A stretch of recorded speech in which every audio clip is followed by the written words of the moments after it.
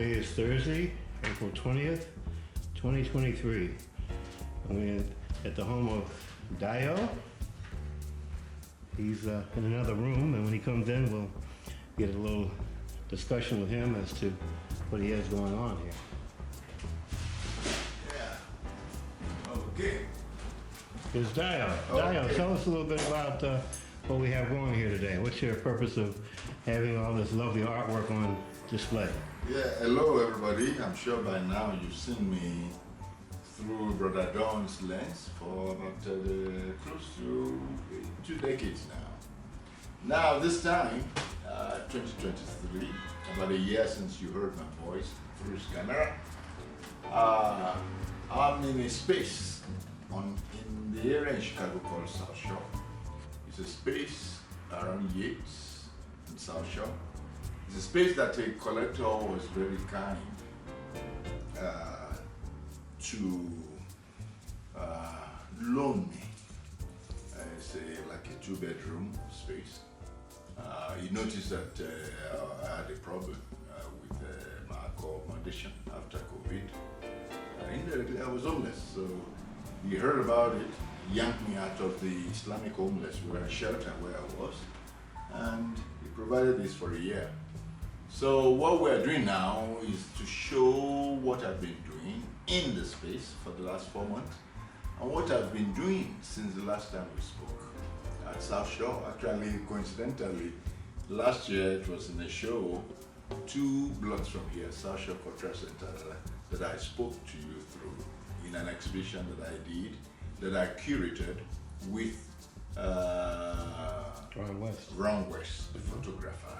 So then I did some watercolor of Memories of Home. Since then I've done more watercolors of Memories of Home. So most of the works you'll be seeing in the space we are now are works that have been inspired by the space, inspired by South Shore, Lake Michigan, and the dawn coming directly east from Lake Michigan, and of course from the energy of Africans who live here around Southside Chicago. So you'll be seeing more of my new works that people have not seen.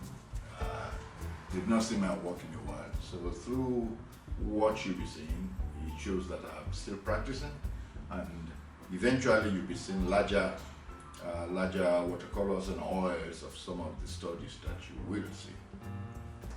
Between watercolors and oils, what's your favorite and what's the easiest to work? I think what makes art easy, or a medium easy, is the experience you've had with it. If you've worked with anything, clay, metal, oil, what have you, through time it becomes easy. Watercolor, I might say, if I could use the term easy, I'm comfortable with watercolor because it's my first medium as a 3-4-year-old. My mother used to buy me watercolor a lot. And for birthday, I don't ask for anything but watercolor. Christmas, watercolor. And so indirectly, I've perfected my freedom with watercolor even before I went to the art academy. So if you look at the style of my approach to watercolor, by the time Brother Ron takes you through my work, you will see that it's very, very loosely done, and at the same time he blends with each other. That's a dance between my figures. That's a dance between the composition of my work. Okay, well, let's take a little rolling walking tour. Okay. Probably appropriately we should start behind you, if that's okay. Yeah, we'll start behind you because it's mine. It shows some of my early works in graphite and in charcoal. To the left, it's a to the bottom is my grandfather, the Timmy, of which subject, whenever you see me work on Yoruba kings, you already see my subject matter focusing on the crown of the Yoruba people. Is because of my ancestry, my paternal ancestry. My paternal grandfather was Timmy of Ede. He was Yoruba king from Ede, southwestern Nigeria, on the east boundary, is the eastmost boundary of the old Oyo Empire. That is a graphite of from a piece that a famous African American did in his book, Dr. John Biggers. He came to Africa in the 50s and he traveled Ghana, Nigeria, and stayed in our town. Actually, he stayed with the Timmy's younger brother, the Baba Kekere. He was there for a couple of weeks. And when he came back, he published a book for his doctorate program. It's called Anansi. So that book, the copy that he sent to the Timmy gave to me as a teenager when my mother complained that I don't study but I draw too much. So he said, okay, he dusted this yellow, what do you call it, canvas covered book and said, there was a man who came 3 years before you were born from America. It was great. If you could draw like him, we let you to continue to draw. And we understand you could go to college and be a PhD, even as an artist. So, 1979, this is my interpretation of my grandfather through the impression of Dr. John Biggers. Was he living at the time? Actually, when I came to America, I was still living. I called him up in California. I never get to meet him. Oh, wow. Oh, yeah. So how'd you get the image of him to draw him? He drew John Biggers. Oh, he drew him. Oh, he drew series of what is so called spiritual. You interpreted his work to do yours. I interpreted his own drawing. Mm-hmm. If you look at the first copy of Anansi, the last page, that's a full figure. The old page was my grandfather. So I just did a study of the portrait from a old figure. Oh, he did a fabulous Conte drawing of the Timmy. Was it pen, ankle? Oh, pen no, and it's ink? No, I Conte. mean, his, Conte is a hard, it looks like charcoal, but very harder than, it's harder than pastel and charcoal, but the approach is like charcoal. And you could really shade with it broadly. If you look at broad, the side of it you could use for shading. Then the edges, the sharp edges, you could do some cross arches. When you see John Biggers' work, it's unbelievable the way he does cross arches. If you're familiar with Charles White, yes. Charles White, and in my view as an artist, when you're talking of people who could draw figures or could draw marvelously, in my view, you're talking of Dr. John Biggers, Charles White, and Dr. Samuel Adams. Elizabeth Catlett too, I will put in that list. Wow. Those are fantastic artists who could draw. So is he more of an artist or a writer? Who? The one who made the book big? Oh, he could. In fact, he was more an artist, but if you then read what he did with the philosophy of African proverbs and African sayings and the philosophy, spirituality of Africa, he was able to tie the Yoruba culture and the Ashanti culture in Ghana into what is going on in the South with the continuity of the African tradition, spiritually speaking, within the African American culture. Okay. Yes, he was both. He was both a writer and an artist. Okay, so moving forward, those, of course, that was done 1990. 1979. I did that. I was new at the academy there as a freshman. I wanted to show. this Howard University? This was in Lagos. At Yaba College of Tech, Lagos. Before you went to? Before I came to Howard, I didn't come to Howard until 10 years after that. I came to Howard in 1988. After I've graduated and worked in Nigeria. Top is another drawing. This is from photograph as well, of a relative. That's graphite again on paper. Here, if you see what I did at age 20, with the influence of Baba John Biggers, Now, 4-5 years later, you can see how I can say that I can breathe. I can comfortably say that I have a style of my own above. The one below shows an influence of a mentor, and the one above shows how I'm trying 4 or 5 years later to say that I can speak as an artist in my own style, 1984. And then on the right, following that, is another impression. This time, this is an imaginative impression of my grandfather. It's called Babatimi. That was done in 1992. That's 4 years after I came to America. And that is actually two years after I moved to Chicago. It was done in my old studio on Stony Island. Babatimi. I needed a altar piece. A piece, because each time I moved to a new space, the first thing I set up, apart from my bed or mat on the floor, is the beginning of my altar for that new space. So you have an altar here, of course. I started one where my bed is. We'll get to that room in a minute. Okay. But Babatimi then became part of my altar for Stony Island. Now, this will then lead us. We are leapfrogging now from 1979, 1984, 1992 to 2003. All this wall? All this wall, what you'll be seeing next now, for now, will be 2003. What I've done, 2002 and 2003. Is that 2002? Oh yeah, a couple of 2002s. From last year and this year. This is subject matter of home, if I may say that. I've been working on a series of studies and thoughts about home, especially my family, my immediate family. There's a series I started that I call Ademola's Family. Ademola is the name of my father.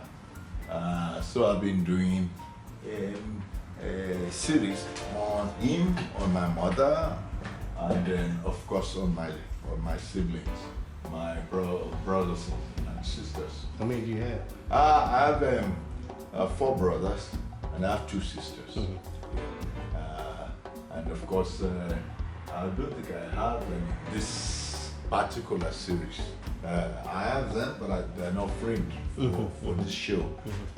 But of course, when I do the Ademola Family Exhibition, which might be in this space before I leave the space, and then you see bigger watercolor and bigger oils of it, then you'll be able to see some of the series, just the same sizes of studies that will lead to the bigger works. Yeah. So what's the average smaller size compared to the next size? Are they just like 2 different sizes, basically? You mean the size of the... Oh, there are about 3 sizes. 3 sizes? Yeah, you have those might be the biggest in the series so far. The Kabiyesi, the Yoruba King, and the Yoruba King and his family in the bottom. Those are big. And then these 2 portraits of the Yalorisha priestesses are the biggest in this. What size is that, 16 by 20? I think somewhat, about 16 by 8, maybe 16 or 18. 18? But when they're framed, they get to 22. Right. So, yeah. And then the next in size will be then this. This is the next in size. And the smallest, I think, is that one there. The elder and the Yoruba boy, they are small as they come within my original works of this theme. Of course, that will lead us to lovers. Dance and lovers are a repeated theme in my work for the last 30 years. Yoruba is called lovers Ololufe, meaning my lover. So on the top and in the bottom are 2 lovers, one on the top dancing, below the dancing or talking, and in the middle, of course, getting some sugar from each other. These 2 are still on from the theme, Memories of Home.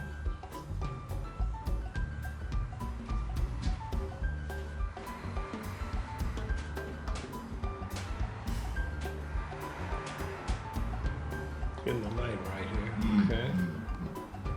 Okay. Now that will lead us to some other works that I put around this new series, body of work.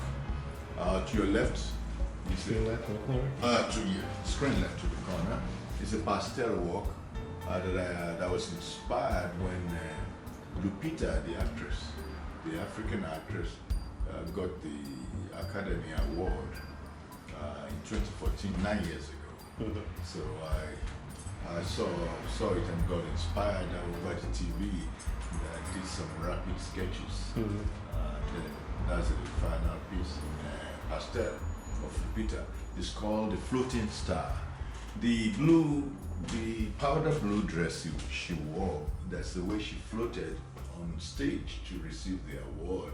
That is just like she was gliding, and I call it The Floating Star. What movie was that? It's not a movie, it sounds like a movie title. I don't know what movie she got the Academy for. Yeah. But when she received the Oscar, she wore that dress, and there's a way she carried the dress and to receive it on stage, and it looks as if she was just floating. So the title just came, and through my rapid sketches of some of these charcoal sketches, it looked like a floating, beautiful lady. So I said, well, Lupita the Floating Star is the title. Okay. That will lead us to more of the lovers dancing, frolicking. On both sides, left and right, two new works that I did of lovers dancing. And in the middle, it's another piece I did about the same time I did Lupita, 2014. This time it's of the two deities that are known for fertility and for beauty. Shango, Kabiyesi Shango, Kabiyesi Shango, to the left, and Oshun, one of his queens, to the right, dancing. And it's a copulation dance. To the right is 2013 quick oil on watercolor paper of Yalorisha again. Don't forget, the subject matters that you will notice are occurring or reoccurring in my work is, of course, mother and son is common, lovers is common, dance is common, the royalty is common, and so is the spirituality, the priest and priestess, the Yalorisha, Babalorisha,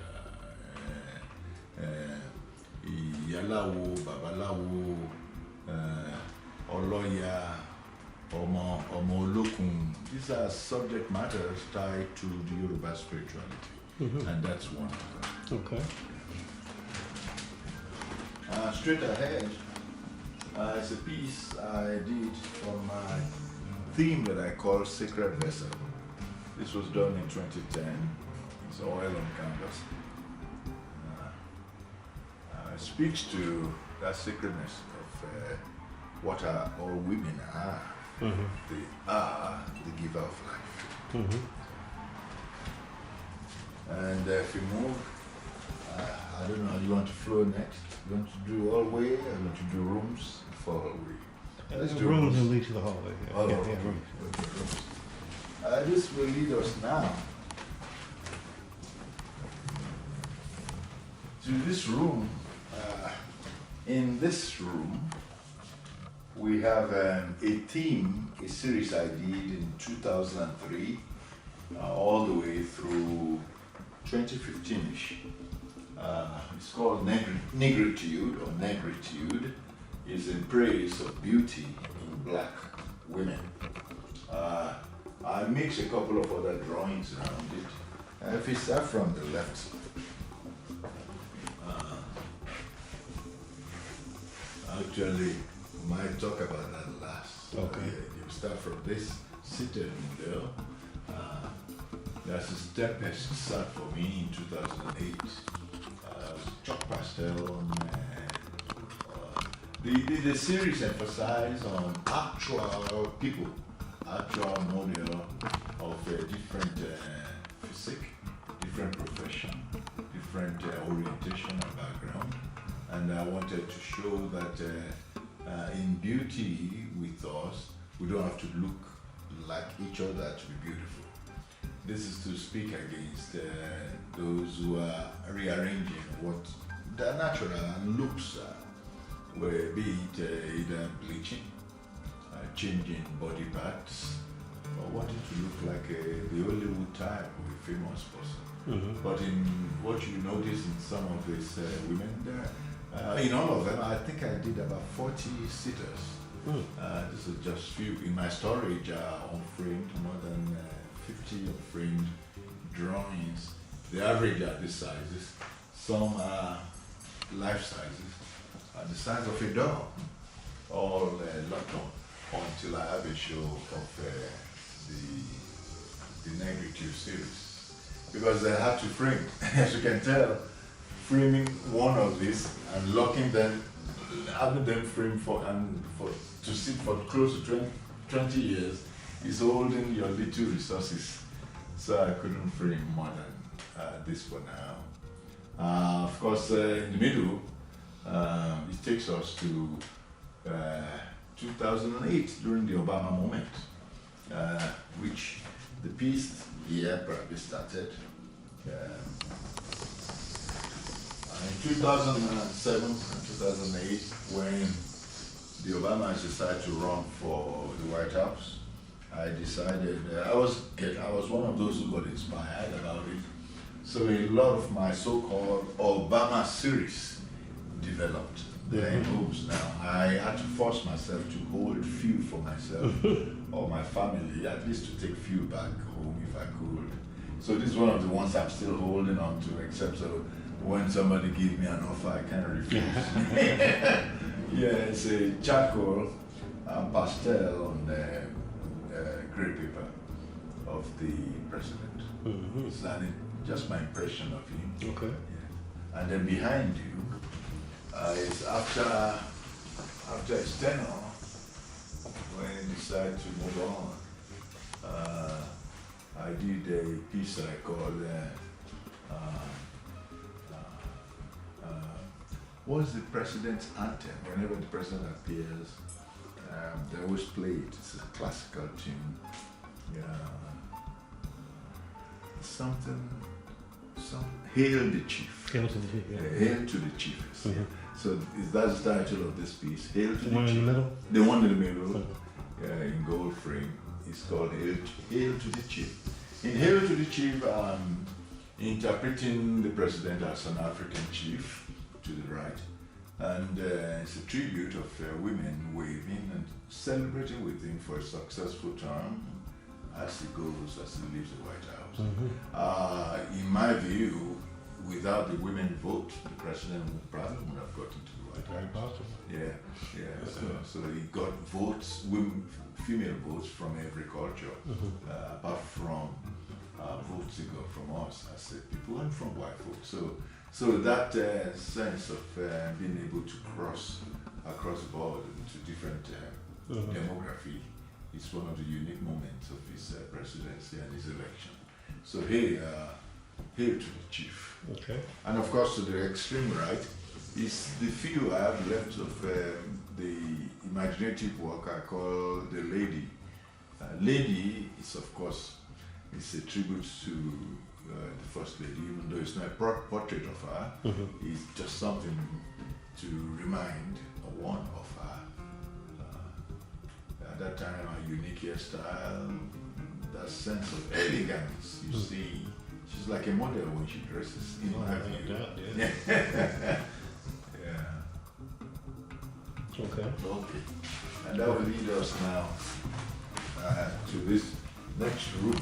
Of course, in here, in the hallway, it's back to the dance series.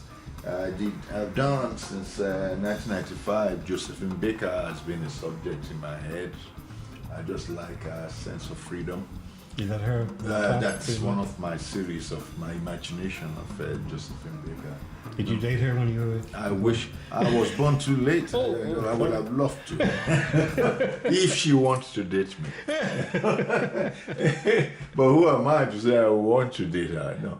No. So there are some uniqueness in some women that as a man, you dare not say, may I date you? They yank you. I say, you are mine.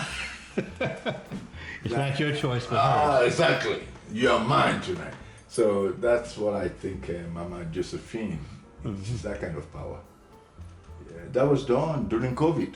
It was the first year of COVID. Wow. I was, very nicely. I was losing my mind, and I did some series of floral walks at that time. Did you tell the framer to do the mat like that with the interior color? Actually, in honesty, a lady commissioned me to do floral walks. I think she's a Delta, and she wanted red as part of the framing. So when the framer brought it to me, I fell in love with what he did. So I did more frame works with that red. Yeah, I see. And Stands out very nicely. Yeah, and it came out nicely. It was intended. It was inspired by my client who wanted the house frame that specific way. And that will lead us now to this room. This is where I sleep now. I don't have a bed yet. All my stuff are still in storage. I've been sleeping on the floor for the last 4 months while I stay here and create at the same time. And of course, if I decide to stay longer, we develop my altar. That's on the black set. Yeah, exactly. On that's the issue. The most important deity to us as Yorubas, issue.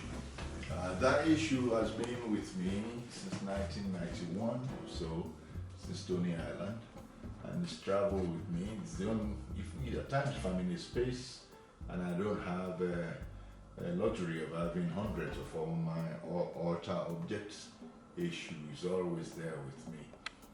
It's the one that makes the communication goes through with our ancestor and with all the deities. Is the protector of evil and the giver of opportunity. So issues there, and it's always there. So it's the first deity that I have with me. Shekere I brought because my family, my paternal family, I'm a musician. They're Yoruba talking drummers, and so Shekere or Dunu drums, the talking drum is always around me in my space. Can you do a little shake of it? If you want to. Demonstration of the sound. Let's want to hear the second. I hope I only wake my neighbors.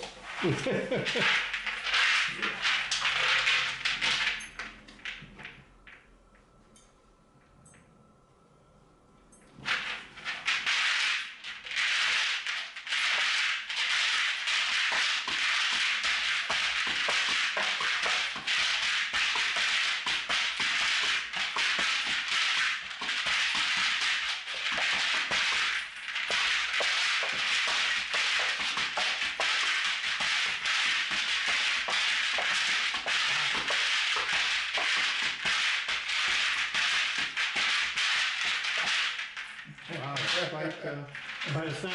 It's a sound. Is that a gourd? It's a gourd. It's a cousin to watermelon. Oh, It grows like a gourd. You've seen calabashes made from it. You've seen containers made from it. It gets bigger or smaller than this. And then this particular instrument is important to the Alaafin of Oyo, the king of Oyo. The Alaafin of Oyo, Shekere and the Dudun drums are very important to that king. He is one of the most powerful kings in African history. When he's in state, you're talking about 16, at least 16, if not more, or twice as much. Shekere player plays this. 16 of those? 16 at one time. If you could hear and don't forget, our instruments are designed for outdoor.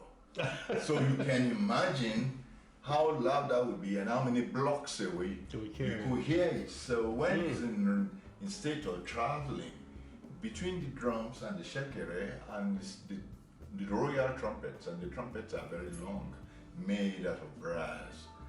Ooh, my brother. And the colorful garments, some of what you've seen me paint, to see him dress and see his queens dress stately, and all his chiefs and everybody all dress, and then tons of people following him, is something to behold. I bet. So usually, no matter how life has treated me, far away from home, the last 35 years, I make sure that I have things to remind me not to lose my head, Brother Don. It's easy for us when we see pressure in America, in the land, that is not ours, so to speak. We are forced here, except for few like me who came recently. But in each day we are reminded that indirectly Africa is home to us. And so between Eshu, between Shekere, they inspire me to continuously paint. And then the Orisha doors that you then see were inspired from that thought that came daily from the reminder of who we are as Africans. How did you start thinking of the doors as a material to paint on? Well, it was in 1990. That was the first door. Which one, the dark one? This one. Yeah. This door that I call KBC was thrown away behind wooded apartments in 1990. I'm not sure which apartment it came from. And then at that time, I just started the smallest studio there, and I ran out of paper and canvas. Some of the works I painted then. My money, I've not sold anything because I like to paint big. All the works that you see now were forced that I should be creating small to make some money. Oh no, most of my works, 36. Usually they're about 36 by 40, kind of 48. The size of that secret vessel is what I like to paint. But then, by the time I priced it, new in America, people said, Dayo, where are you from? You don't have that. First of all, if we have to buy anything that kind of money, you have to have a track record. We don't know where you come from. So that forced me. So to go back to the door though, before I digressed.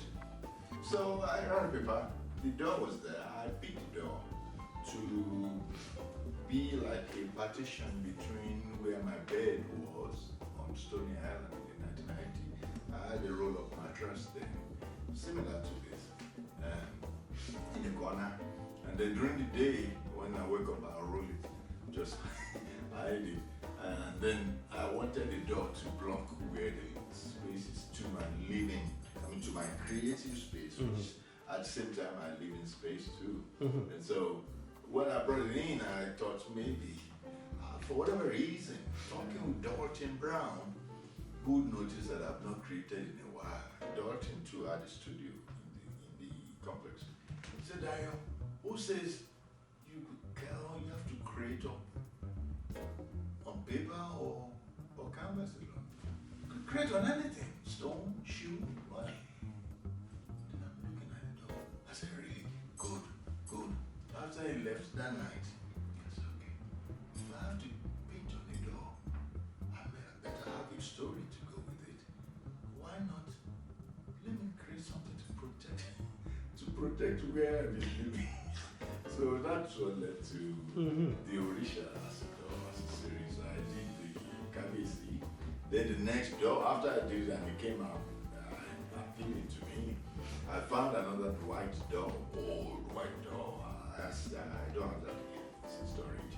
Obatala was the second door that I did in 1990. Those were the two doors in 1990. And since then, I started picking doors about, and people start calling me, Dayo, I have 2 10 doors I found in the other way. I'll drop them at your door. Wow. So I would come home at times, my dog, 3, 4, 5 doors. When I was leaving Stony, I threw a few doors away and it hurt me. Oh, wow. I didn't have space. Yes. So I have to put things in storage. Yes. And they're quite large. Oh, they and were heavy. large. We couldn't put them in your van. And heavy. They're very heavy. If I could pick them back now, I would beg to get them back. But I saved, luckily, I still have 10 doors unpainted that I saved the few that I know I still want to work on. And so I'll be working on doors through maybe towards this summer or later this year for next year. There'll be more to complete the 16 doors. Through the years, I did 1990. 91, I did about 4 doors. This was 1991. This is Ibeji, the twins. That is ancestors from the Ogboni staff, brass staff. I imagined it. There's a man and a woman ancestor.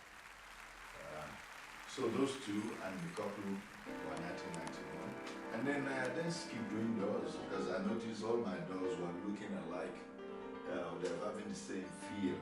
Then not until 1998, I did the Gugun issue. 1998. The Galoon, that's the one that came to the African Fest. The African Fest used this. Dancing around. Yeah, that's it. And they used this for the poster for the 10th anniversary of the African Fest. Okay. This was used there. And then in 1998, I did Oba on the right. Then in 1999, I did Oya. 1999, I did Obakoso. That's the king I was referring to earlier. Alaafin of Oyo. As a warrior, Obakoso. I did that. And then, which one else? I think in 1999, I did Yemoja to your right. Okay. Yeah. You ever do any windows? No, because at that time, even now, there was another artist who was doing windows later. Rob Johnson, about 10 years later or less, he started painting on windows from the other side of the window. And so you see... Reverse painting. Yeah? Reverse painting. Like the Orientals do. Exactly. Bob Johnson was doing that. So I've never been attracted to windows because the doors speak to what the statement I needed to say.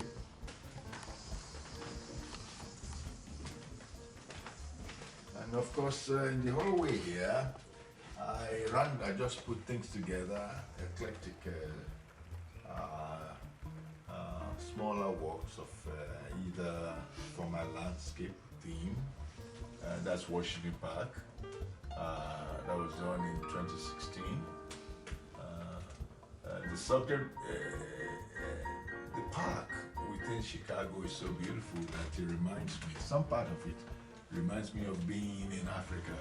For instance, when I was on Stony Island, when I crossed that Stony Island into Jackson Park, there's a part there called Wooded Isle. It's hidden. That's close to where the Obama Center is going to be now, and the Japanese Garden. There are some small areas in there. If you work it in those bushes all the way through some of those ponds, and then find yourself at the golf course through Lakeshore Drive, my brother, if you're there alone, no matter what time of the day, alone, you feel you're in Africa. Sometimes snakes and other rodents cross in front of you. And it's a good feeling. You get goosebumps. And at times you can't take it, you see too many snakes. Time to get out of here. Exactly. You do double or singing or making noise so that at least they don't cross while you cross. So that's the excitement. It's like, it reminds me of my high school days in Ejibo, and when we have to leave class, cut class to go into travel 4 or 5 miles into the bushes, into different villages, just to know ourselves as Africans. And that's what some of the parks of Chicago reminds me of. And then next to that is what I did during COVID. Most of the pieces I did were gone. I have 2 left of my muse during the pandemic. Say Oil on Canvas 2020, Oil on Canvas 2020. Okay.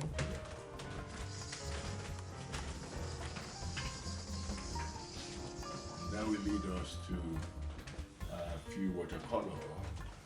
1997, this is from life subjects of still life of banana, apple, and pepper. And of course, on the right is 2019. It's tulip. Quick watercolor.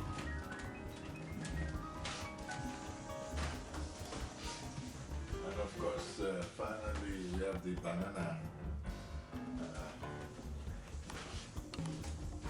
in pastel.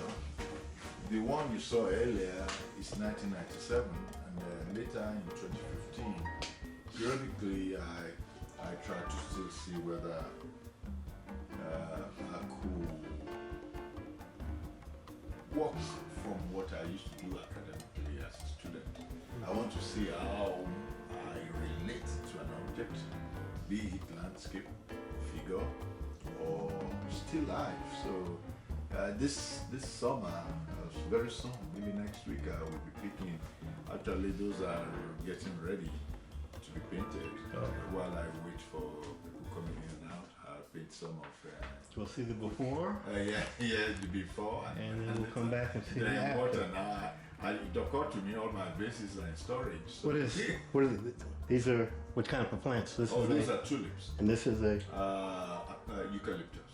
and that one. I'm not even sure what that is. Is that bay leaf? Bay leaf? Maybe is that bay leaf? I don't know. It smells like eucalyptus. It's different species of it. Oh, okay. But I like the aroma, and of course we have lily on the right. Yeah. Those are most of the works. I only have about 5 flowers that I paint: tulips, lily, calla lily, ginger sometimes, and one more. I Can't wait to see that. and then irises, the blue. And so that's about it. Okay. That's imaginative of the series I did in 2016. After I've done a subject over and over again, be it a figure of a person, a landscape, or still life, flower, or fruit. After I've repeated it over and over, I then decide to then go from my memory and just interpret it loosely from memory. This is what happened in 2016. I don't even know what. So it's like a mixture of everything. So When did you have your health issue? What year was that? 20. Oh, that came. My health issue came. It should be 9 years in August 29th at the African Fest, 2014.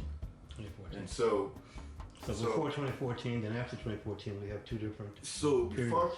before 29th of 2014, 29th of 2014, 28th of 2014, that summer I painted some landscape from Fort. I don't have them displayed now. I will.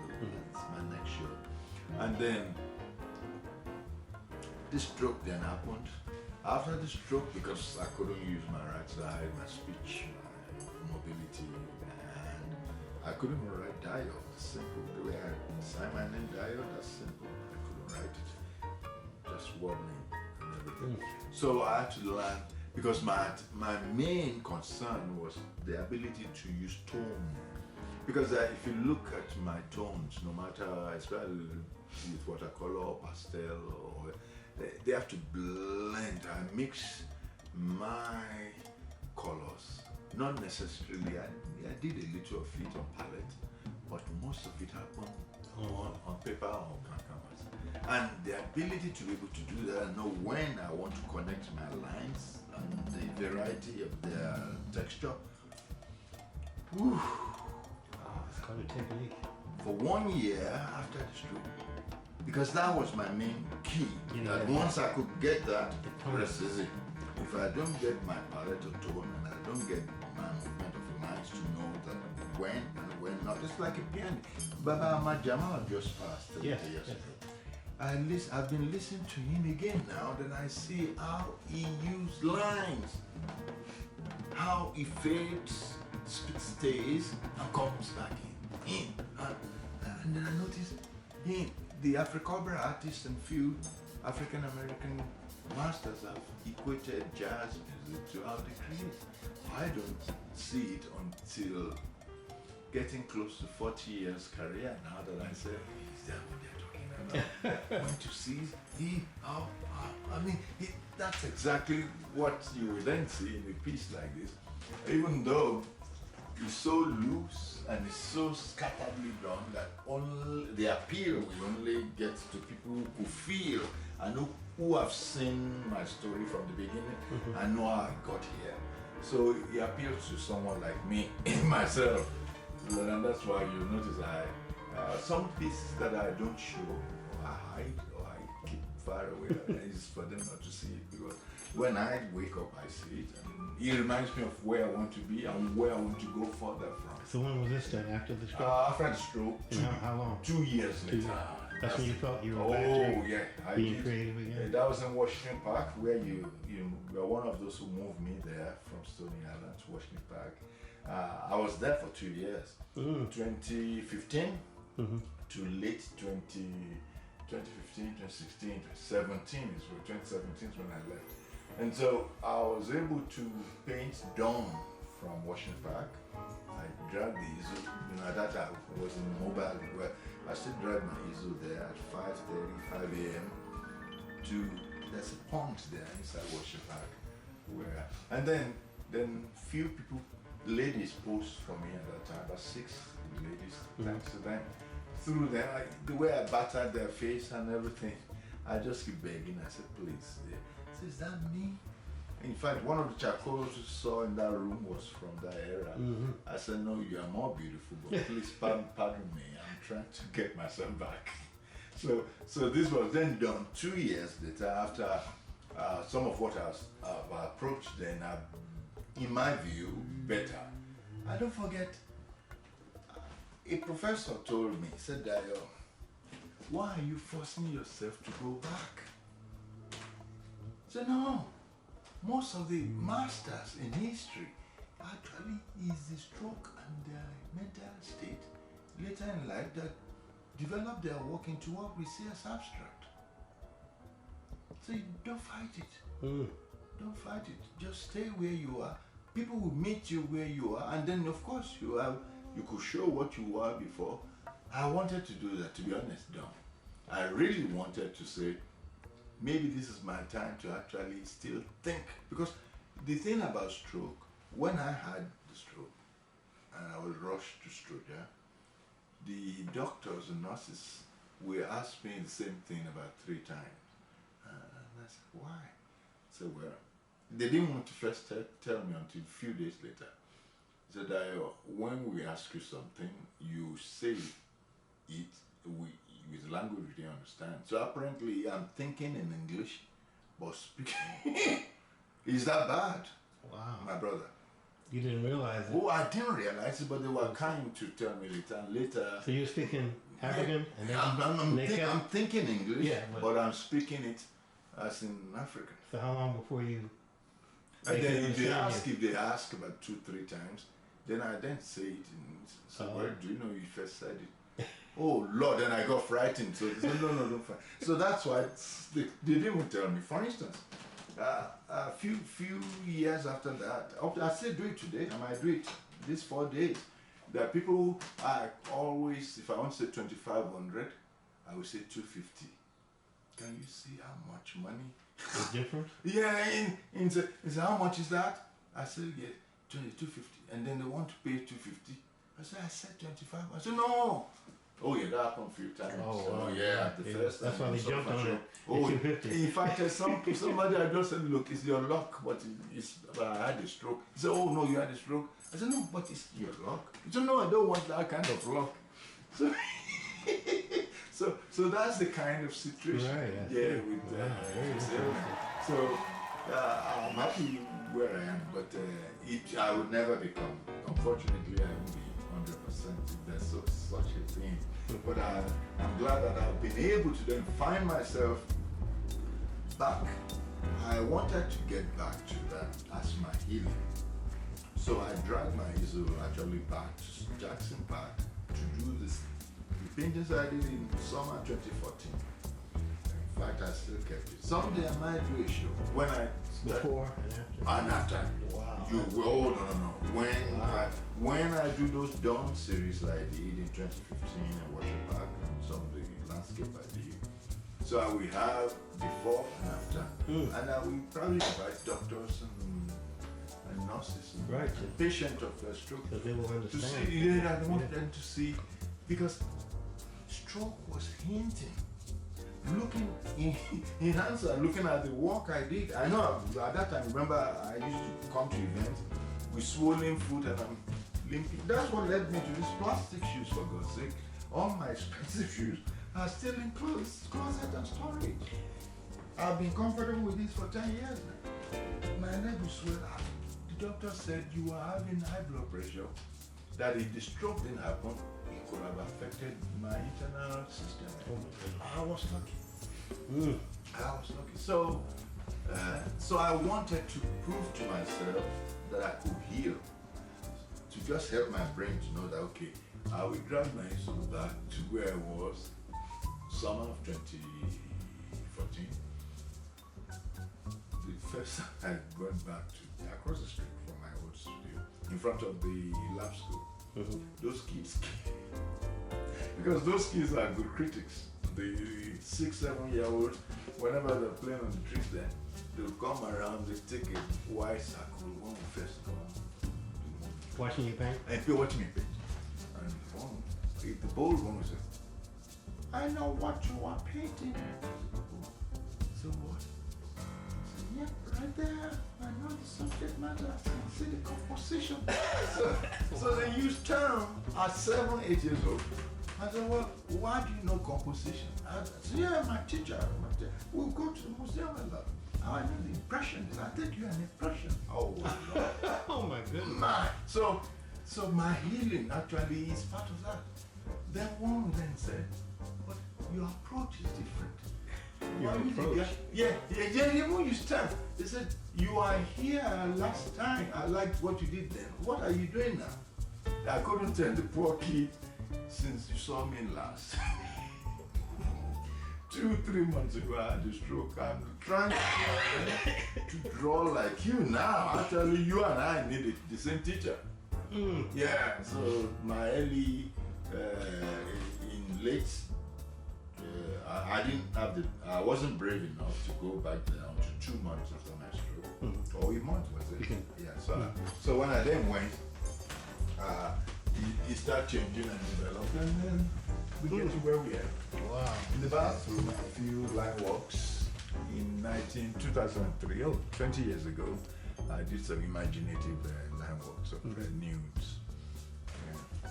What kind of paper is that? Like craft paper? Craft paper. Usually, craft paper is what I use when I'm doing series with, if I'm teaching art, maybe to young people, what have you. Craft paper is what I use, and I have a bunch of it. So in some of my quick drawings, I have sketch pads of craft paper, and I've sold them as my work. And even though people feel that they might not last long, some of my good drawings are on such paper. So Still here. Once you frame them, it's better. When you don't frame them, they eventually fall off. The pencil? Those are in pencil. We have time for some more camperage? I think my Oh page yes, is of up. course. Yeah, so Coming we back. need to- I think I'll take some more myself. Thank you again Thank for you. everything, and we're about to throw Campari down. A couple Where's is the in cup? the, Is there? in the shelf. Oh, On your blending technique, you were speaking about your that you blend out on the palette, but on the paper. yeah, Is the paper wet? exactly. If I'm using watercolor, if I'm using oil, water-based oil. You know, they've started doing some water-based oil about 20 years, 25 years. And so in such, if I'm using water-based, yes, I wet the way I wet my watercolor paper before applying to the paint, the same way I do with oil. Cheers to you. To you and Thank you again. the future. Thank you to the future. Prosperity. I share. Bye. sachet. Oh, that's good for the throat, amongst other things. That's Campari, Babatimi's drink, Ademola's drink, and Akin Taiwo, Engineer Akin Taiwo Babaleko's drink. So these are three of my ancestors' drink, and whenever I pour Campari to collectors or to myself, I think of them. Cheers. Well, thank you for taking time out of your busy schedule Oh, thank you. Thank for you. letting us into your quarters. And this is And this is where most of these watercolors were done. It's on the donkey right there. oh, the donkey you call Yeah, your. the donkey, we call that thing, that bench. Mhm. You straddle on it like a donkey, and then the drawing board is laid at an angle. Those sketch pads that you see there are still filled with 30 to 50 works framed. And my creativity starts in the beginning of the day with sunrise from Lake Michigan, natural light. And at times during the day, on Sundays, that's where I spend my day. At night, I've not started working at night here. When I started my larger work, I probably will, but I don't want to do larger works here. I will get a bigger studio for that. And that is when I paint. What you saw next door with my Orisha door rooms, with my bed on the floor, is what my environment looks like when I'm creating bigger works. I sleep around them, and everything is, and then I lock myself off for a month or two to just deliver the food, take a stroll for breather, for fresh air, and come back and continue. So I'm getting to that mood that I want to do that for the Ademola series and the Memories of Home. It's been nice talking with you. It's been nice going Always a through pleasure. this Look journey. forward to the next one. And Thank you. as things progress with all of us in life, we will Yeah. be here again. Thank you for recording me and documenting what we do, Brother Don. Thank you. Bye.